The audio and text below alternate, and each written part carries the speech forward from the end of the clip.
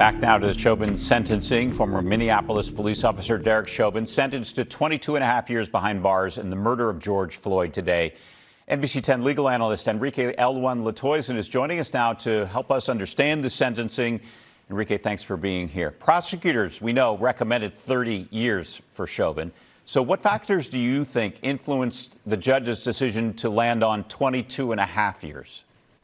So the prosecutors asked for 30, the family asked for 40, and his attorney asked for probation. So his guidelines were around 12 and a half to 15 years. However, about a month or so ago, they had a hearing. The judge determined that there were aggravating circumstances that could push it past the 15 years. So he went to 22 and a half. Now, the judge was careful to say that he's not paying attention to any outside influences, that he's not going to be swayed by what's going on. And he understands how big this case is, but he still had to take into case that this person here has a 0 prior record score, has never been in trouble before. His defense did put on mitigating circumstances, and of course the prosecution put on aggravating circumstances, and he fell with 22 and a half, and with good time he's looking at about 15 years before he's eligible for parole.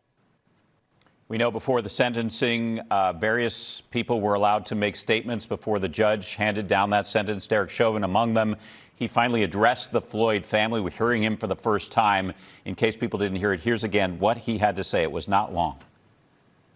I do want to give my condolences to the Floyd family.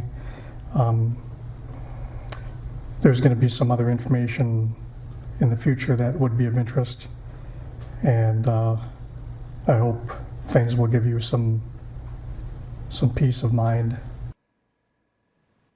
So, Enrique, what was Chauvin likely referring to that would prevent him from saying more in that statement in court today?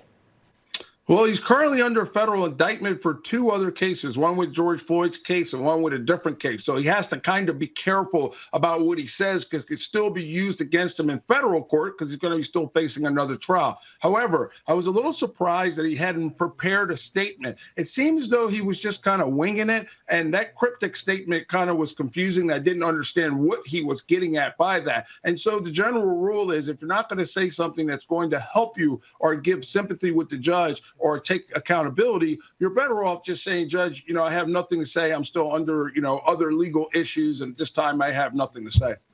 An appeal is expected. So what grounds do you think his lawyers will turn to make that appeal? Well, we all remember the O.J. Simpson trial. And that trial, those jurors were sequestered and they were taken out of the area. Even with the Bill Cosby trial, they were sequestered. So they asked for this case for them to be sequestered. The jury was not sequestered and it was not moved out of the area. This was a huge issue for the defense that continued to bring this up throughout the trial. Every time there was something public that went on, the defense would stand up and ask for a mistrial because they believed that the jury to be influenced from all those outside pressures. So that will be big in forefront on what they will be appealing to say that they believe the jury was unduly influenced in this case in coming back with a guilty verdict. Enrique Latoison, thanks so much for joining us tonight at 7. We appreciate it.